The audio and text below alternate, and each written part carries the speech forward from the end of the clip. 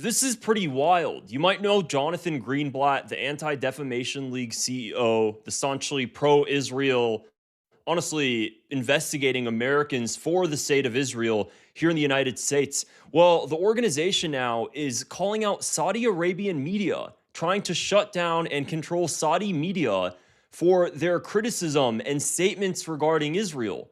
This is truly shocking because it shows just how much now we have an American quote unquote organization concerned about what the Saudis are saying in their own media, not only concerned, so much so that they were actually able to have the article taken down in Saudi Arabian media. So this all happened today. This was an article, and I do have a translation. I'm gonna show you guys. It was posted on a Saudi Arabian X account, and they ended up also posting it on their website and posting a link to it, and it enraged Israelis, unlike anything I've seen before. X post after X post after X post by Israeli officials, Israeli political pundits, all going after this, stating that Saudi Arabia is now becoming anti-Semitic. So you might be wondering, okay, well, like that's odd. So here, let me go ahead and share my screen here just so you guys can see what some of these individuals are saying. Barak Ravid, as part of Saudi Arabia's information war against the UAE, the Saudi press is full of articles that include anti-Israel conspiracies, anti-Abraham Accords rhetoric, and even anti-Semitic language. This article is one example of many. It is clear this is coming from the top. Very odd. So I read the article and it's very, very long. I'm going to just paraphrase the most interesting parts of it. None of it is anti-Semitic. That's kind of what their scapegoat is whenever somebody criticizes Israel. And the majority of the article is all focused on Saudi Arabia and its tensions with the UAE and, of course, Zionism. But there's nothing anti-Semitic about it. But the Israelis love crying anti-Semitism, as we all know. Now, if you look at the comments here as well, and I promise I'll show you guys the article in a bit, people are just straight up asking, I'm only halfway through the article, like, what about this is really anti-Semitic? Let me see. And he's basically like, well, the anti-Semitic statement of it is that Saudi Arabia is stating that they expect the downfall of Israel. Israel is on the path of rapid disappearance and the Ummah will remain, God willing. Interesting. So the Israelis are going crazy, all right? That's expected. Now, here's the part where Jonathan Greenblatt comes in. Apparently, somehow he ended up, hearing about this article, seeing this article. The reason I find it kind of odd is because although the article was going viral, it's really going viral in Middle Eastern circles. The whole thing is written in Arabic. Every single post that's talking about it is also in Arabic. But the reason he must have picked it up is because the Israelis picked it up. So, of course, quickly he wanted to get involved in this. So the Anti-Defamation League then goes on X and they make the most odd statement here. The ADL is alarmed by the increasing frequency of and volume, here let me go, of prominent Saudi voices, analysts, journalists, and preachers using openly anti-Semitic dog whistles and aggressively pushing anti-Abraham Accords rhetoric, often while peddling conspiracy theories about Zionist plots, quote unquote. This is harmful on many levels, diminishing the prospects of peace coexistence in the region and weakening the regional initiatives of promoting tolerance, understanding, and prosperity. Weird. I thought the Anti-Defamation League was focused on anti-Semitic incidents in the United States. Clearly not, though. Now they're focused on Saudi Arabia, out of all places. They're so concerned about Saudi Arabia. And, why? Why is Saudi even writing such an article? What is this crazy article? It's really not even, it's nothing. It's nothing that bad. The Israelis are finding it shocking to see how Saudi Arabian media is just calling out Zionism, though, and calling out the fact that the UAE is basically a Trojan horse for Zionism. And that's shocking to them. It's shocking to them to see, oh, wow, Saudi Arabia, we thought Saudi Arabia was close to normalization. All of a sudden now they're just calling out the fact that Zionism is basically, UAE is basically a Trojan horse for Zionism.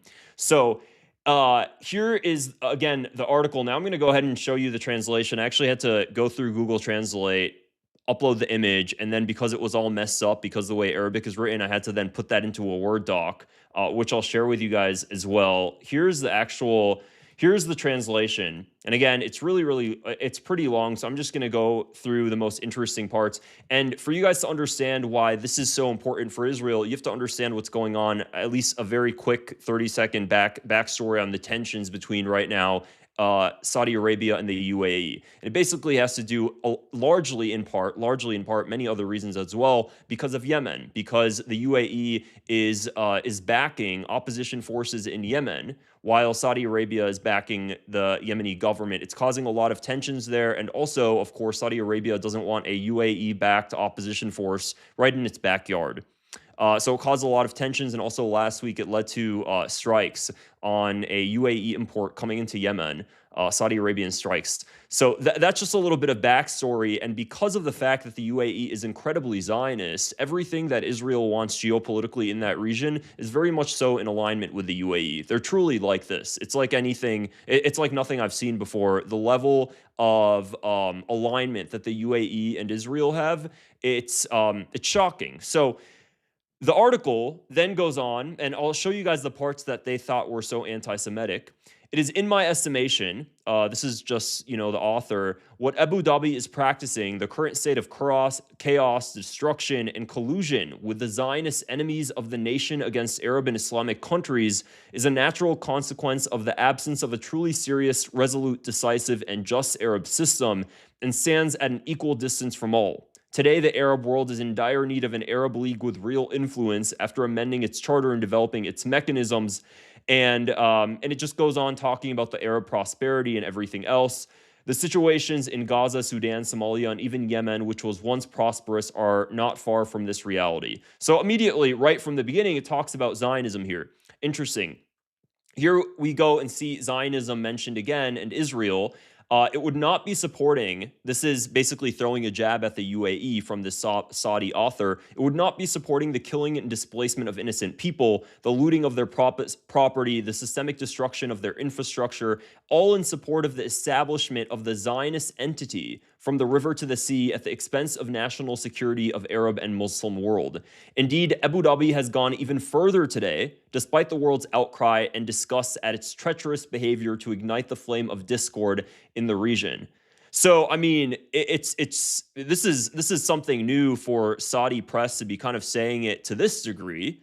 And it's definitely, definitely set off alarm bells in Israel. This is really just the prelude to the article, by the way. It's kind of just the author's footnotes. I guess it seems like two authors kind of shared their input on this. The article goes on even more. Let me just see here. We live today in a world governed by law of the jungle. And here's the part that, here's the second author's statements, also again mentioning the UAE, basically just funding all of these opposition groups and all of these gangs in the Horn of Africa, in Yemen, everywhere else, funding the genocide really in Sudan. So the UAE is doing all of these things counter to Saudi Arabia's interests, and then also just full in line with Israel. Now, this isn't to say that Saudi Arabia definitely isn't working with Israel as well, especially when it comes to financial aspects. Absolutely not. That's not what I'm saying. But there is a very strong degree of difference between the level of cooperation Saudi Arabia has with Israel and the normalization and the military and the intelligence sharing and the total alignment that the UAE and Israel have. So now, going back to why the Israelis were so concerned about this article, because it does get worse, it does get a little bit more shocking. Let me just go here to the part where they just directly mention Zionism. Here it is. The third and false illusion from Abu Dhabi is the shortest path in Africa to avenge past grudges and heal feelings of jealousy and inferiority from the kingdom lies in embracing Zionism and accepting that the Emiratis will be Israel's Trojan horse in the Arab world, hoping to use it to gain power against the kingdom and the major Arab states. What a betrayal of God, his messenger, and the entire nation. What stupidity and short-sightedness. Israel is on its way to rapid demise, and the nation will remain, God willing, the nation being the Kingdom of Saudi Arabia. The Kingdom of Saudi Arabia was not unaware of Abu Dhabi's true stance towards it, nor its conspiratorial steps against the Arab nation in general, and the kingdom in particular. Rather, it met offense with kindness, patiently endured harm, and responded in the best way possible, considering the interests of the region and the greater nation. So again, now they're just straight up saying in the article, Israel's on its way to rapid demise. And this is where that Israeli that I previously mentioned all of a sudden decided to say that what he read was anti-Semitic. This guy over here, Barak Ravid, he went ahead and said it was totally anti-Semitic, X, Y, and Z. Now, what's interesting, and there's a bit there. This article is really long. I think I linked it on my X, but I'll go ahead and toss it here later. What's interesting here, though, is that you'll see it says the post is unavailable.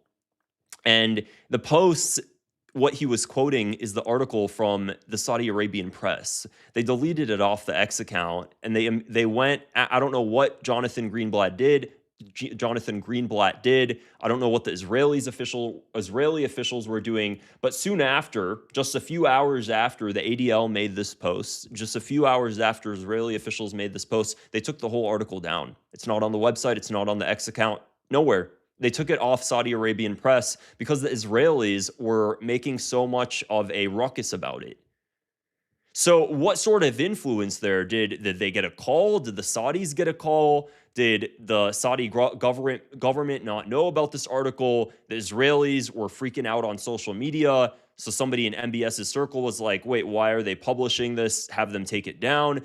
I don't know. We'll never know for the truth of the matter. But what we do know is that their efforts and their outcry about it did cause it to be taken down in some way or another. It did.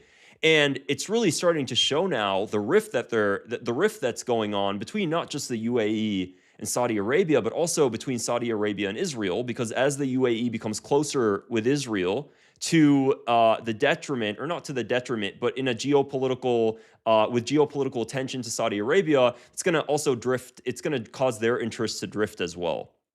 And and now we're seeing all of a sudden an American Israeli lobbyist calling it out and having the ADL make a post about it.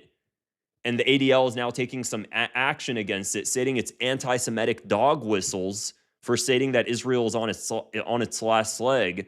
There's nothing anti-Semitic about that. It's pretty obvious. I mean, but anyways, I'm going to go ahead and read you some more shocking parts about this whole thing. Let me share my tab one more time. There we go. Let me see if I can zoom in for you guys better.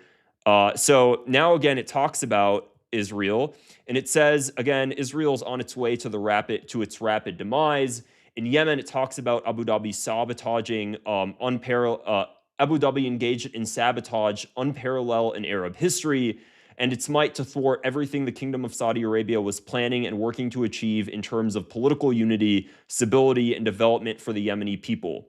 In Libya, it supported the separatist minority, also what, of course, Israel wanted, supplying them with money, equipment, and ammunition. It backed them with airstrikes on the areas controlled by the internationally recognized legitimate government, thus deepening the wounds of the Libyan people and obstructing all national and international efforts to achieve unity and stability for Libya. In Sudan, in full cooperation with the Zionist entity, it provided all kinds of support for the Rapid Support Forces militia, who spread chaos and practiced all kinds of looting, pillaging, rape, and ethnic cleansing. They destroyed all hope of returning to unity, security, and stability. Which is true. That is what the UAE is doing. They're funding all of these separatist movements. They're funding all of these militias, and they're basically just trying to chop up different countries in the Middle East and North Africa. It all in line with Israel's interests, completely in cahoots with Israel. So it's not like any of this is false, but for Israeli media to see that the Saudis, or for the Israeli officials to see the Saudi media is just starting to really change course now, it started to set off alarm bells. So let me see if there's anything really, again, this is super long. It took me like 45 minutes to put this all together with all of the back and forth of the translations. Here's another part. Before and after that, it has been proven beyond any doubt that Abu Dhabi was the biggest instigator of the Zionist entity's aggression against the Gaza Strip, shedding innocent lives in pure blood. It even participated in the Zionist entity's barbaric war by spying on resistance forces through the Emirati Red Crescent. This includes providing the Zionists with information on resistance missile launch sites and gatherings. Even more egregious, Euronews reported on its website that a leaked Emirati document revealed that the UAE's top leadership had issued explicit directives to prepare several Emirati military bases to serve Israeli operations in Gaza. So, they're really just going all out now. The Israeli newspaper, the Jerusalem Post, confirmed these facts in a report published by the Israeli writer titled "The Emiratis in Turmoil." Moreover, Israel's war against Hamas, leaks reveal, Abu Dhabi has not only conspired against the Arab states and sought to destabilize them, but has gone further to wage war against Muslim minorities in the West. The long-running renowned American magazine, The New Yorker, published a detailed article about the UAE's targeting of Islamic centers, institutions in the West. Actually, this is true because you guys might remember Vice President J.D. Vance, he made a tweet just like, I'd say maybe a week and a half, 2 weeks ago now, where he was quote tweeting what some sort of press that stated that the UAE doesn't want its citizens to be studying in the UK because of a rise of terrorism in the UK. And they're stating that the UAE doesn't want its citizens going there because they don't want them to be influenced by the Muslim Brotherhood.